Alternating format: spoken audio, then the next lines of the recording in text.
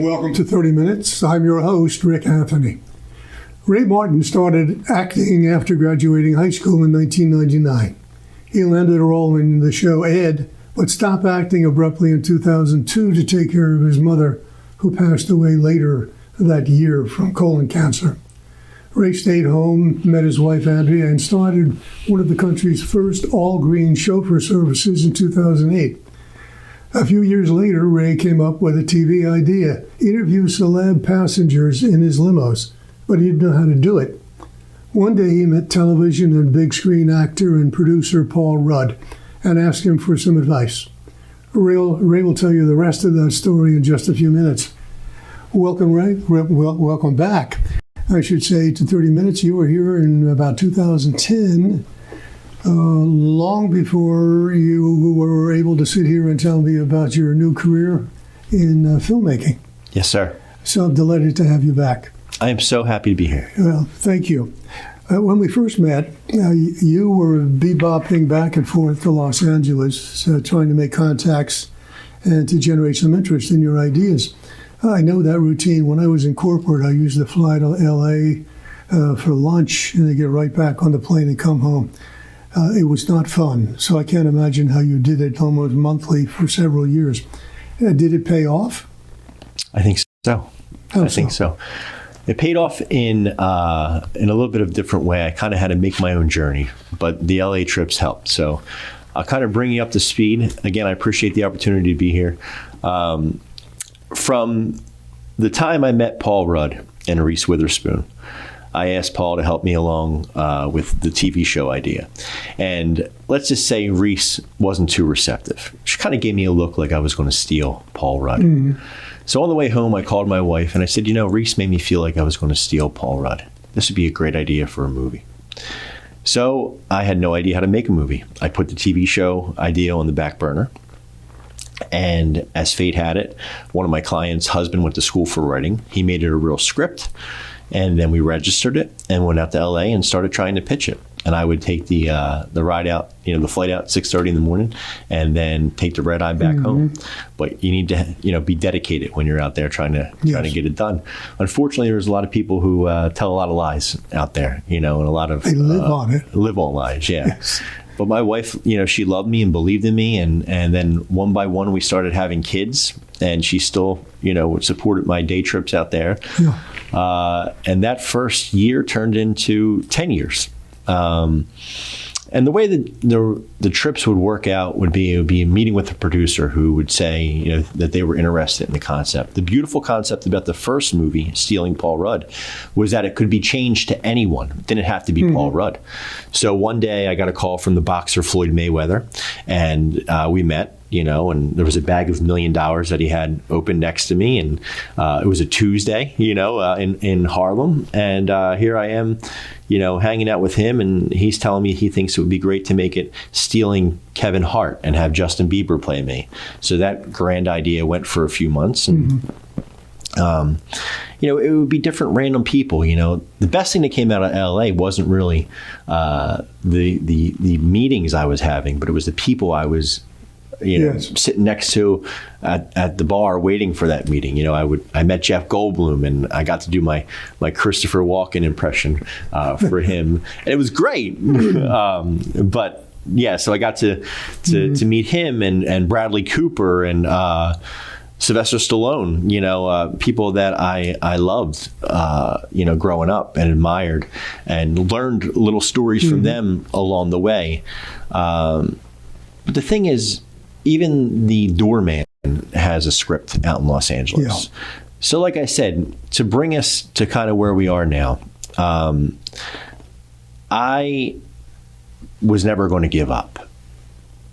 But when I came home, after the last meeting, the Floyd Mayweather meeting, that kind of wasted like a year, I said to my wife, there's a convention coming to town where guys from the 80s and 90s who were big stars are going to be at.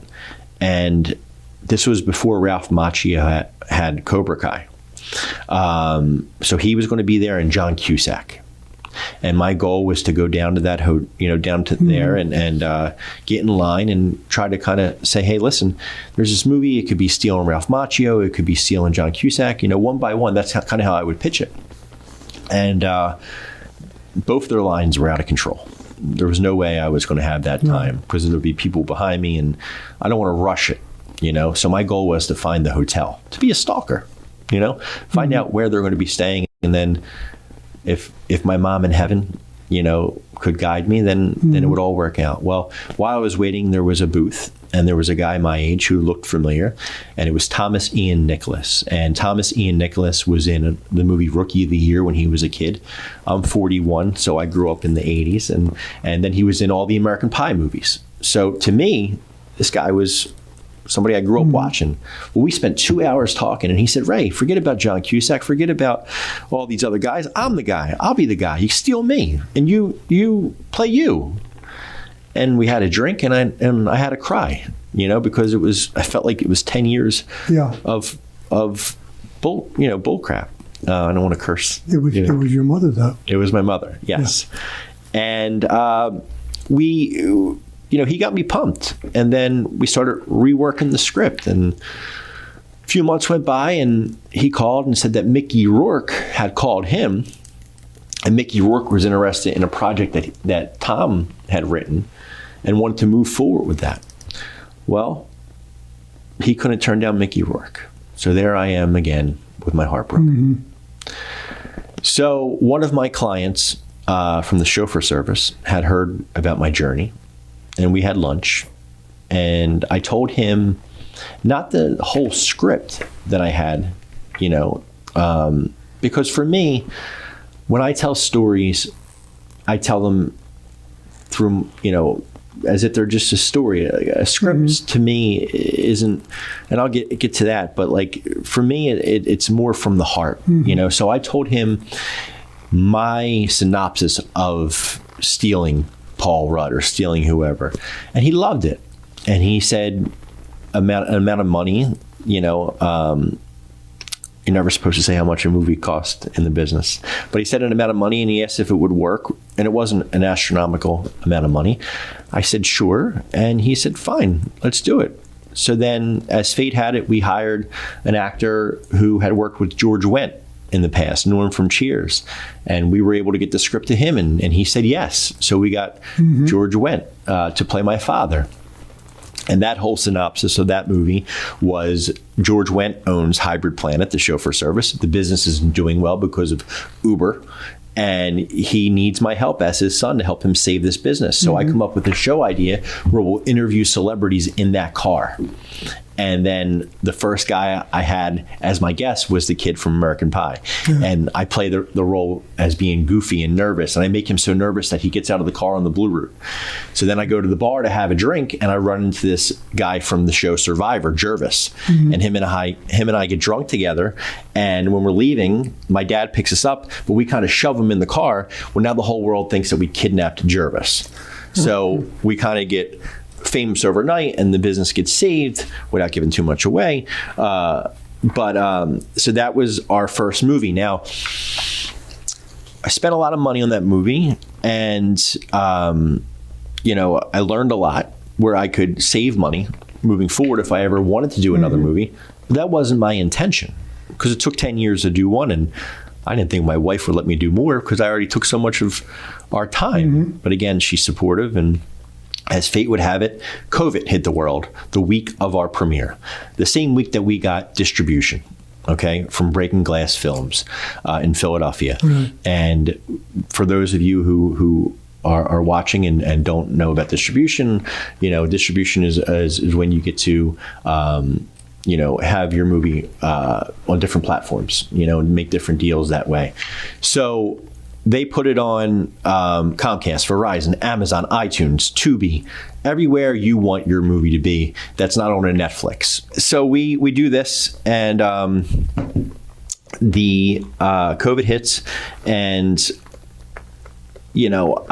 I feel like, oh my gosh, what horrible timing. Well, my chauffeur service at that point ends because we were driving all corporate clients. Nobody's going anywhere. Nobody's going anywhere. So I lost the whole business. I then found myself with my wife at home and my 3 kids and scared of not knowing what COVID was. I got medical anxiety, from losing my mom to cancer all those years before, and not realizing that I've been a nervous wreck since then. Yeah. Well, it finally all came out at that point because this was something new that I couldn't control. COVID was something new that you didn't have answers to. So I got medical anxiety, and all I had was time on my hands to think. And I drove Does that mean you couldn't function at all? No, I could function, but I didn't know I had a panic attack, which I never had before. I didn't know what that was. My wife told me what that was. I had to rub a pillow at night. Things I never experienced. But I found a way with her support that I was going to be okay and that we'll figure it out together. And I also started writing, and ideas started popping in my mind, and they were ideas that weren't scripts, because remember, I left one thing out to kind of let everybody know when I keep saying about the scripts. And what happened for me with Stealing a Survivor was my partner at that time wrote a beautiful script, but my producer, the week before we were due to shoot, he went for a road trip with his wife and he read the script. And he called me and said, "Ray, this isn't the story that you told me at lunch. I want that story. I want the passion, the way you told it. So if we're going to do this, you're going to direct it." So I got thrown into directing Stealing a Survivor. And I had to tell my partner. And again, my partner was so nice, Walt, and understanding, because he wanted me to succeed. And so I directed Stealing. Did you also abandon the script? Yeah. You favor spontaneity, right? Exactly. So we kept, and George comes from Second City in Chicago with the greats, Chris Farley and Bill Murray and all those guys. So he loved it. And I'm sorry that we're going backwards, guys, but I have to tell you this. So George was scheduled to come in from Boston because he was doing a play. And I called his manager and I said, "Would it be okay if I pick George up and we can have a father and son bonding moment?" So we had a father and son bonding moment and drove from Boston to Philadelphia the day before we were to shoot to have that experience. And I explained to him about how we have to do improv, and he loved it, and it worked. It was great. But like I said, I only planned on doing that one movie. So fast forward, I start writing and remembering the energy that we had from being on set and the time that we spent together and how things kind of flowed so naturally. So I started writing, I've been It's Always Sunny in Philadelphia fan, that kind of shtick humor. And I love horror movies. So I wrote Happy Hour Slasher. Happy Hour Slasher is about a guy named Sonny, who I play, who owns the Last Corner Bar in an Irish Catholic neighborhood. And everyone around him, all the bars around him, are all hipster bars. The guys with the ponytails and the flannels. Not that there's anything wrong with those guys, but that's the bars that are around Sonny's bar. Well, they're all dying. They're all getting killed off. So all Sonny's neighborhood guys that are like guys from Cheers are all coming and talking about this. Well, they all start getting killed off, right? My wife always says I give too much away with my movie stories. Bottom line is, we got to figure out who this killer is, right? So I write that, and we have no celebrities in it. And my original cinematographer wasn't available, and I find a younger guy named Wesley, and he has his whole crew. He has a sound guy that he uses, and he has one guy that does the job of 20 guys, right? Because in the business, there's guys who set up the lights, right? Who's in charge of that, but then they have 4 assistants, right? And so we have a nice little crew. We work well together, and now I need actors, right? Because I don't have the budget to get celebrities. So I start calling guys from the neighborhood I grew up with, and my cousin Jimmy, who loves movies, and we grew up watching movies. He was one of my only friends growing up, my cousin Jimmy, and we watched horror movies together. And he taught me how to look at a dog and tell a story about that dog, what that dog's thinking, and would always crack cracked me up. So I said, cousin Jimmy, you're coming.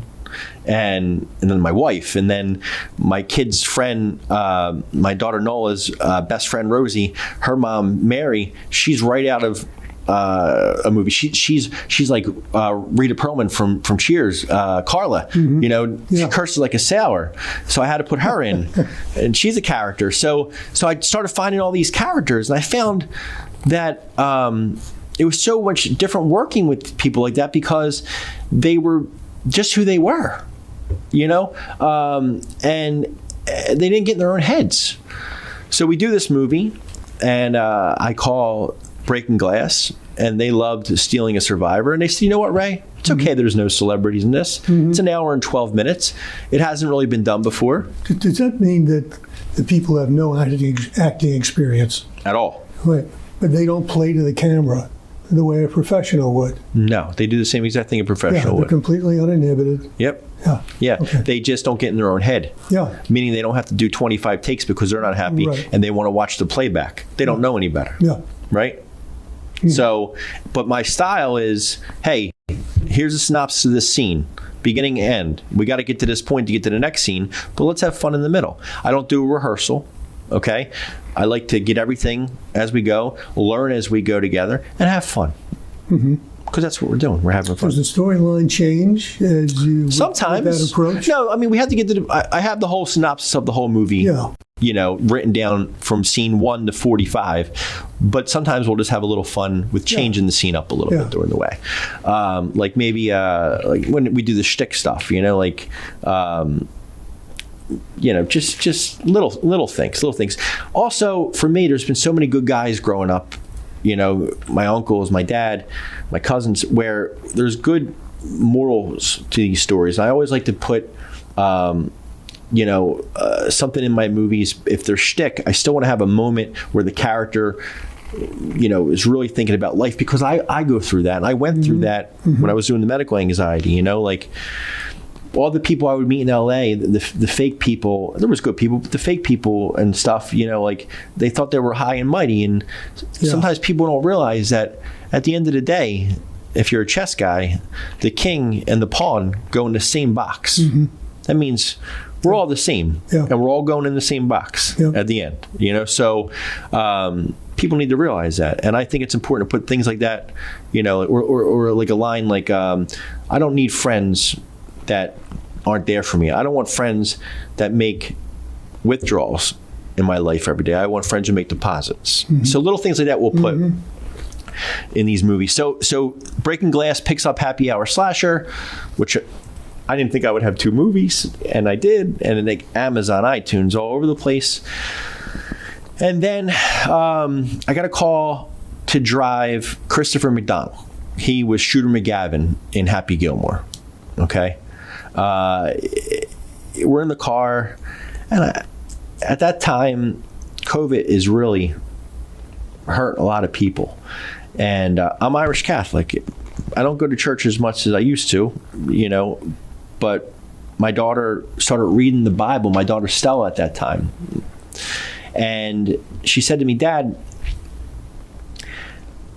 was Eve really born out of Adam's rib?" I said, "That's in there?" She said, "Yeah." Because it's been a while, and she started questioning things that I didn't have the answers to. Now, I'm not going to sit here, and I don't want people to judge. There might be people who are Catholic, people who believe this, believe that. Everybody's entitled to their own opinion, but this is my story, right? So I'm going to tell you, so judge me, hate me, love me, whatever you want to do. But I started, she asked me a lot of questions. I had no answers. I didn't pay attention during school. I never watched about the Big Bang Theory. So I go back and I watched the story about the Big Bang Theory. And I was like, oh, okay. So I started leaning a little bit towards that. And then I said, what came before the light? Or what came before the Big Bang? And they say the whole world was a sphere, right? And maybe I watched the wrong video. Maybe I'm saying the wrong thing. I don't know. But this is what I'm watching. And it says, I say, well, who made the sphere? Right? There has to be a God. And then the sun's just far enough away that we don't burn up, but just close enough so we don't freeze. So then I start leaning back towards what I grew up with. So I said to Stella, I'm going to make a movie. I always wanted to do a Christmas movie. I love a movie called 29th Street with Danny Aiello. You remember Danny Aiello? Mm-hmm. Not a lot of people, saw this movie. But I want to do something towards that vibe. If you haven't seen it, check it out. And I put it right up there with It's a Wonderful Life. So I say I want to do a Christmas movie where 3 guys are in jail and you don't know. My wife's right. I always mess it up. You don't know if they're in jail or purgatory on Christmas Eve, right? So back to me having this whole idea, this synopsis, and then I have the opportunity to drive Christopher McDonald, and I only have 5 minutes with him, and I pitch him to be my father in that movie through the phone, as my father's calling me on Christmas Eve that he can't make it. Now, when you're talking to these actors, asking them to do something on the phone, this guy's been acting forever. He's like, what are you talking about? And I explained it to him. I said, it's just 5 minutes, blah, blah, blah. He loved the concept, and he did it. He played my dad in this movie. But when I drop him off at the golf tournament, he says, hey, did you like the Sandlot growing up? I said, yeah. He goes, come meet Smalls from the Sandlot. And him and I are the same age. So he goes, hey, I saw Stealing a Survivor. I loved it. You should kidnap me. Mm-hmm. But now I'm already thinking, I'm working on Christmas Reckoning now. Yeah. I just got Christopher McDonald. I can't think about kidnapping him. But I'm like, is he even serious? So we shoot Christmas Reckoning, and it was great, man. It was great. I brought this guy, Damon, who was in Happy Hour Slasher, was in Stealing Survivor. Him and his mom and I met 12 years ago on a plane and hit it off. And he owned a restaurant at the bottom floor where Preston and Steve's radio show is. And whenever I would go do Preston and Steve to promote something, I would go see this guy. And as fate had it, for Stealing Survivor, I needed a pizza place. So that's how we hit it off. Damon is my De Niro to my Scorsese. And he's not even a real actor. A lot of serendipity here. I'm telling you. He's great. So we do Reckoning. And again, my Irish Catholic guilt, I said something in Reckoning that, again, please don't judge me. But I said, one of my speeches was something like, you got to believe and you got to find your belief in your own way. You can look at things funny or like I said something, again, my guilt kicked in right afterwards. I said, I feel bad for Joseph, right? Because Joseph, Mary came home and she said, Joe, I'm pregnant. And he said, you are? We haven't been together in a month. And she says, it's not yours. And he goes, I got to go for a walk. Now, when he comes back, he says, I'm going to stick by you. We're going to be okay. So then that night, the baby's born, the baby Jesus, right? But there's these 3 guys that traveled miles just to see this baby being born. And Joseph's looking at them saying, which one of you guys are maybe the father? Because he's still thinking in the back of his mind, but he wants to believe, right? So after I do this, I say to myself, I'm going to burn in hell for saying, because that's my Catholic guilt coming. But it's true, like, it's okay to question, I think. I wasn't being ignorant about it. I'm just questioning, and it's okay. And I think that questions get you through. So Stella loved it. It gave her guidance, Christmas Reckoning. And then I get a call right after we wrap Reckoning from Smalls' manager, Tom Geary's manager, the Sandlot guy. And is this Ray Martin? Yeah. Tom said he wants you to kidnap him. And I said, oh, yeah. He goes, well, we represent some guys from Goodfellas as well. And if you can find room in the movie for them, we'd love to be a part of it. But they're expensive. They are. So now it's time to go up to the big leagues. Now, the gentleman who gave me the money for the first movie is an angel. And he said, I don't care about getting the money back. I just want you to be successful, because it's hard to make money back in movies, unless you're a Marvel movie. Very hard. So he understood it, but I couldn't go back to him. He already blessed me, But when we were making Slasher, I met this guy named Tom Rafferty who owns the Yard in Havertown, this bar, and he said he wanted to do something together. So I approached him with the Killing Smalls idea, and then I wrote it, and I thought to myself, man, this does good. We got guys from Goodfellas, Bronx Tale, and The Sandlot all in one movie. This could be huge. So we do it. It's a success. We even come up with the saying where we had Smalls play his character horrible, mean to kids. He's 41 years old. He's over being called Smalls. We have a kid that comes up to him, asks him for an autograph. He says no. And the kid says, I wish that dog would have ate you in that movie. So we have shirts now that says that on the website. So my daughter was in that one, and then I put my other daughter, my son Brody, Nola, my wife Andrea, and now by this point, that's like what? That's Stealing a Survivor, Happy Hour Slasher, Christmas Reckoning, and Killing Small. So that's 4, right? And we where are we? No, 2000 what? This is I did all these movies in the last 2 years. Oh, yeah. So Stealing a Survivor took 10. I made 9 in 2 years.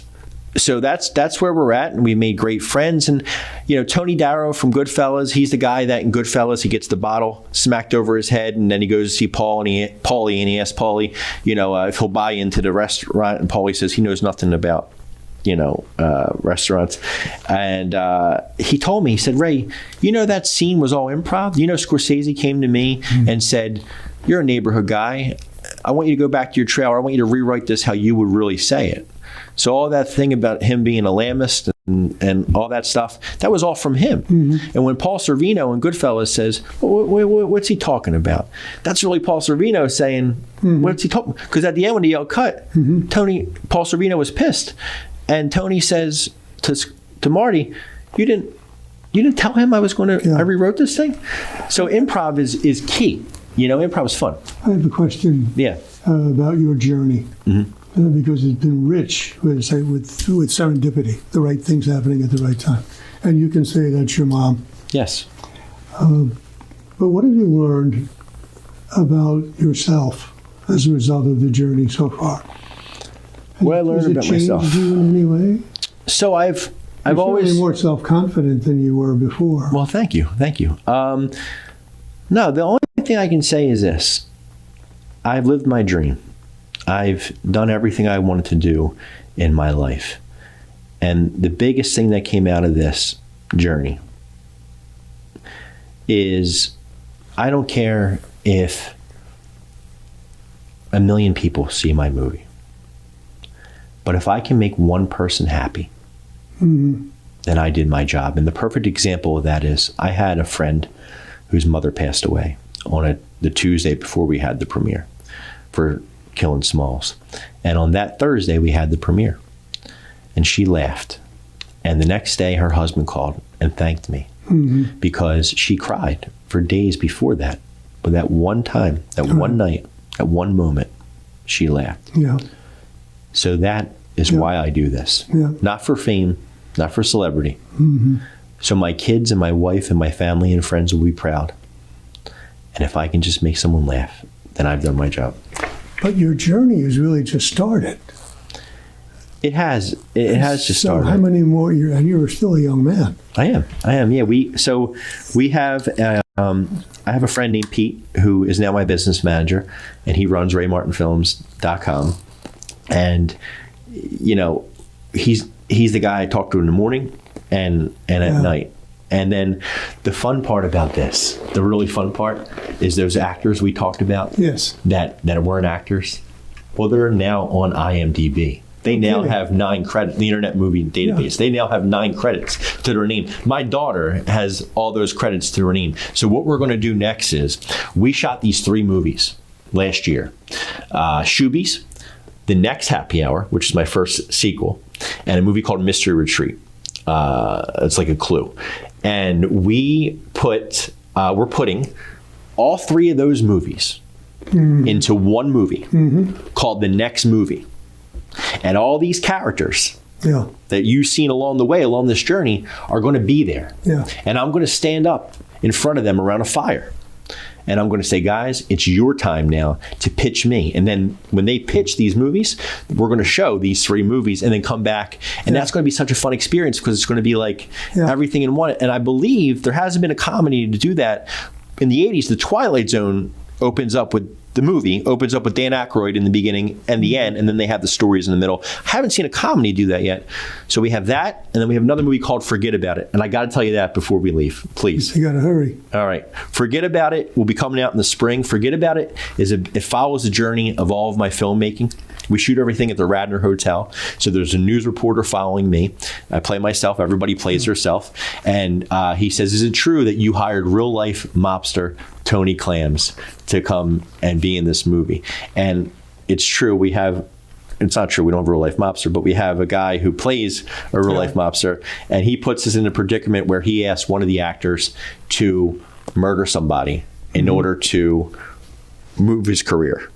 And he chooses to do it, but he messes it up. And then the guy wants him dead, and he wants him to be killed on the set. I know there's a lot more to your journey, and I wish we had the time, but you'll come back. Yes, sir. Okay. Thank you so much.